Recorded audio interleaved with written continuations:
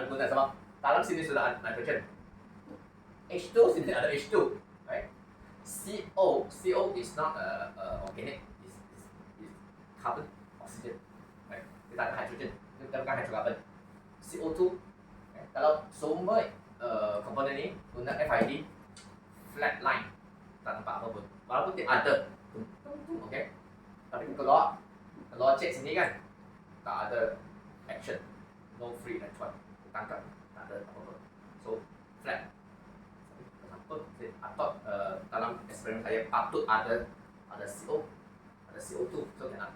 So for this gases or some like contaminant gases or any gases, kena guna thermal conductivity detector, TCD. Operation dia lebih kompleks sikit, konsep dia lebih kompleks sikit. Thermal conductivity detector artinya anything tak sama dengan sebab dalam TCD ada gas. Dia guna gas juga. Dia guna gas. Sini saya guna helium juga.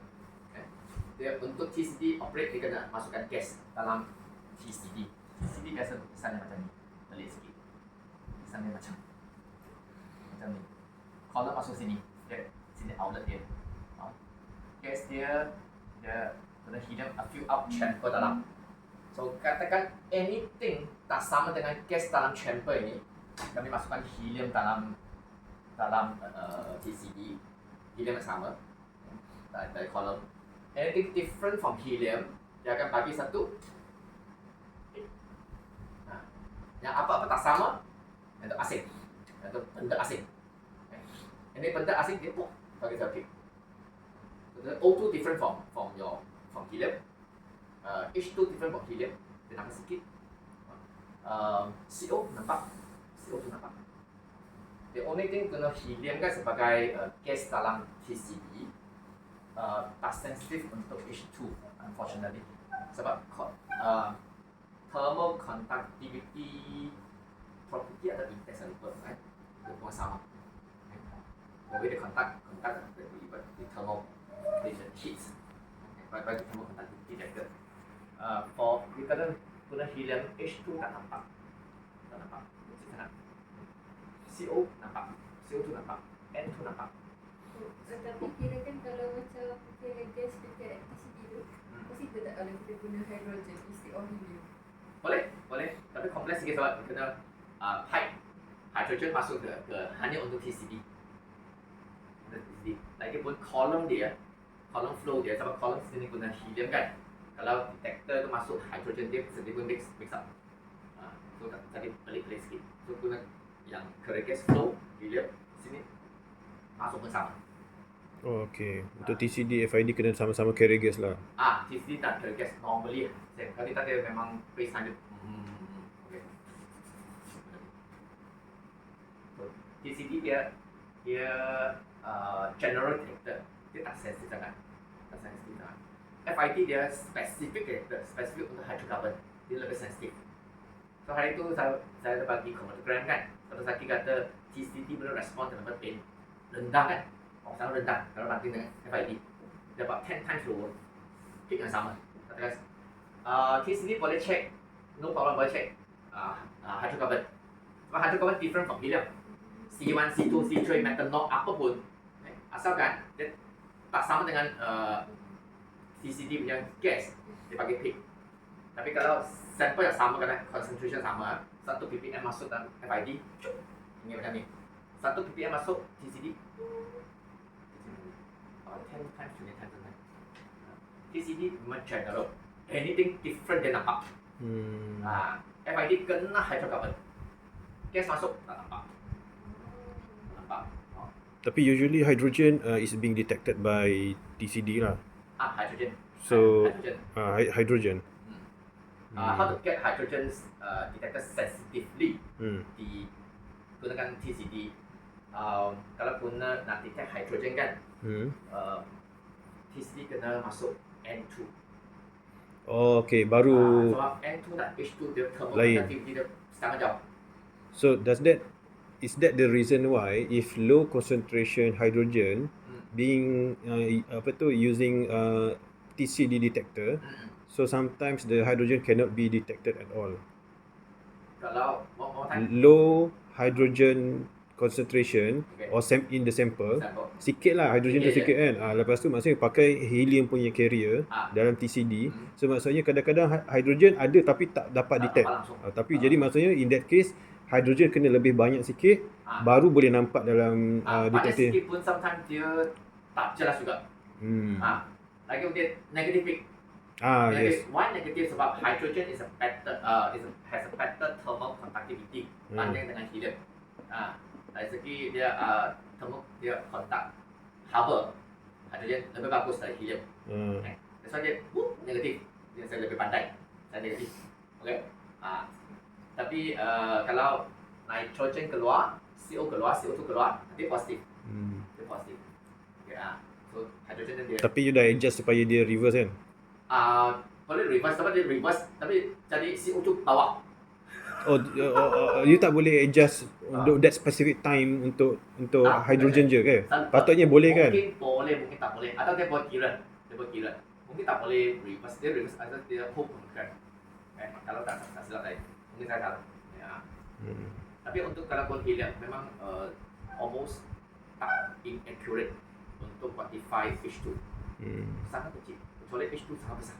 That's why Dr. Tahir punya tu they use hydrogen detector for detecting the hydrogen only, not using the GC. Different detector. Hydrogen detector bukan. Hydrogen analyzer, sorry. So using different device, not using the GC. So they use the GC mainly for CO, for other components lah. Tapi kalau hydrogen tu, ini case ni dah lama daripada dekat lab Prof NASA pun sama juga. Maksudnya kalau nak detect hydrogen low concentration memang susah lah. High concentration. Tapi artinya dalam sampel tu ada komponen juga beside hydrogen. Ada. Tapi hydrogen detector mungkin dia tak detect benda lain. Hanya look for H2. But hydrogen analyzer only for hydrogen only lah. But then it can as small as very small pun boleh detect lah. But GC cannot lah. That's why lebih specific. Kalau hydrogen detector, the name itself untuk hydrogen. Once they have untuk itu, that means very specific but sensitive. TCD ni general, common, not sensitive. Yeah. Sensitive. Okay. Kerana orang apa pun tahu, so tak specialize. So sini kebetulan very lucky or sometimes a bit easy sebab your GC ada TCD dan FID. No choice sebab TCD kena check O2, N2, CO2 yang penting dalam eksperimen ni. FID cannot see this tapi dia boleh check C1 very sensitive, C2, C3, C4 berada. Sampai C6. Dia pop up dalam satu graf ke? Dia pop up dalam satu graf ke? Dalam satu comment graph. Dalam satu graf. Okay. Tapi dia ada dua detector, dia boleh show dalam dua. Maksud dalam ini FID punya channel, ini TCD punya channel. Dua tapi tapi boleh jadi dalam satu diffractogram pun boleh kan? Boleh buat. Mula-mula FID dan Archer TCD. Dia macam dia overlay macam tu lah. Overlay atau dia switch off sini masa tu. Baca masa tu. Itu valve switching lah. This one that's why ya sini ada gas dan komponen lain. Gases dan juga C1 sampai C6 pada. Saya your standard sini ada semua komponen ni. N2, H2, CO2, C1, C2, ethane, propane, C3, C4, C5 sampai C6. Your standard. If your analysis ada exit boleh check kan. I think tak ada exit ni. Ada your analysis. Tak tahu lagi. For the method I created, tak baca exit. Baca exit sangat lama. Sejam, lebih 2 jam. So exit saya. Tak apalah, assume. Sebab kecil. No lah. Okay, so just leave it in the column, come out somewhere, tak nampak. Kira-kira kalau sekali run tu, berapa lama nak dapatkan semua macam result tu? 1 jam. 1 jam. Satu jam. Untuk dapatkan semua komponen tu. Katakan sampai C2 je, kerana your experiment sampai C2 je, dia lebih cepat. Tapi yang itu kena create mana method. one for your this sample yang ada C2, ada next sample ada C6, dan different method tak sama. Mungkin guna satu method yang sama. Untuk check everything. So sometimes probably your analysis, your project, you have C6, you don't know. Kirakan dia impossible lah untuk kirakan continuous untuk macam pop macam kita inject gas dalam inlet tu. Sebab macam satu injection je dah macam makan masa dalam 1 jam. So macam dia tak boleh continuous punya ni lah kan. Dekat inlet tu macam kita tak boleh sambungkan macam untuk dia continuous masuk je gas tu. Macam boleh program ni. Boleh. Dia macam ada sampel punya queue lah. Dah habis sampel 1, dia jalan sampel 2. Maksudnya lepas 1 jam baru boleh. Dalam 1 jam. Dia boleh run continuous lah. Maksud dia macam bagi nombor lah dekat sampel tu. Okay, your turn. Katakan your process ongoing, tak boleh switch off ke, no sense kan switch off. Dia reaction, so keep going. Tapi outlet dia kena sampai to go out, katakan. Tapi continuous masuk dalam GC. Tapi masa GC run, dia tak akan inject lagi dalam masa sejam. Dia lalu atas bahagian katakan your sample company sini kan, dia masuk dan keluar inlet dia tak masuk column, dia keep on flowing. Lepas 1 jam, dan GC akan mula lagi, dia akan pusing, dia akan pop, masuk sample lagi. So your process is continuous. Your process tak akan henti. Katakan you monitor over period of time. Kena buat macam tu. Kena in, out, kena pergi somewhere else. Kena yang ni, kena toxic ke, combustible ke, kena exhaust out. Hanya N2 dan not big problem. So dua jenis detector.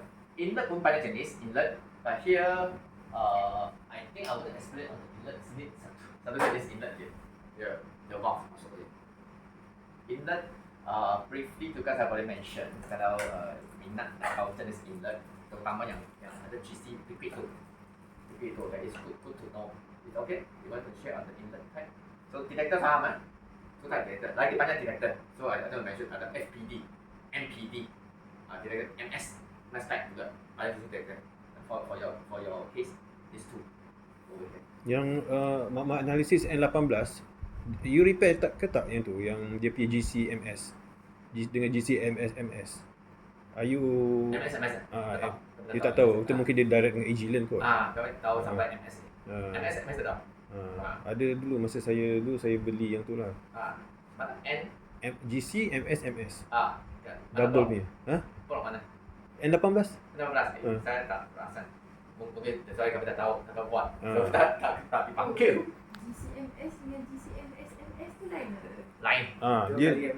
Dia lagi macam lagi dahsyat lagi lah. Dahsyat. Tapi dulu rosak sekarang kan. Hantar sampel tu kan. MS Rosa juga. MS biasa. Rosa juga. Dia cakap dalam bulan ni, okey. Sebab nak analyse fault tu.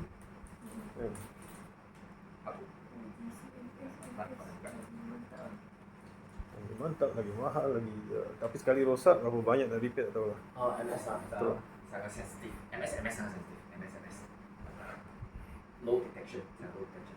Okay, inlet. Sometimes called injection port. You mentioned this morning kan. Injection port. Yang ni gas base guna valve. Artinya valve dia akan pusing. Masuk dalam kolom.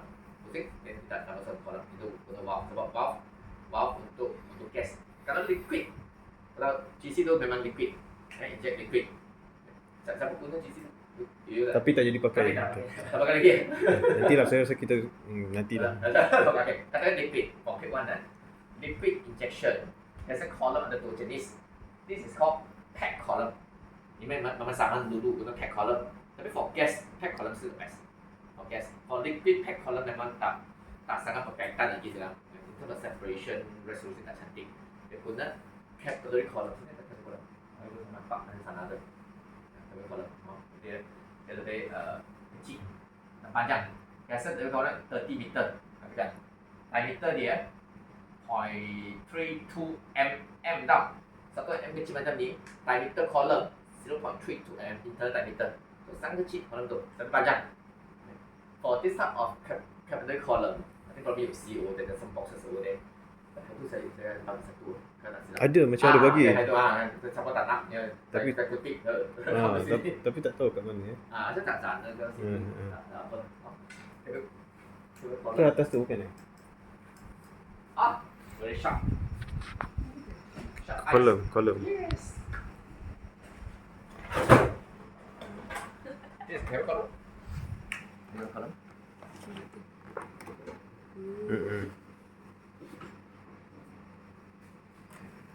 How long is this column? 30 meter. Very long, 30 meter. Sini hanya 5 kaki, 6 kaki. Yalah, 30 meter Last 0.32. time kita bawa dekat sama Tak, dengan di sini. dia sekali dengan- sama macam di situ. Cuma this one Mr. Scott bawa daripada tempat lain lah. Okay. Yang customer dia tak nak. Dia tukar kolom setiap tahun. Okay. No matter kolom good or bad, SOP dia kena tukar. So kata, tukar bagi saya lah. Saya bagi ATM. Okay. Lagi pun dia tak pernah nak dispose kolom dia pun sakit kepala dia.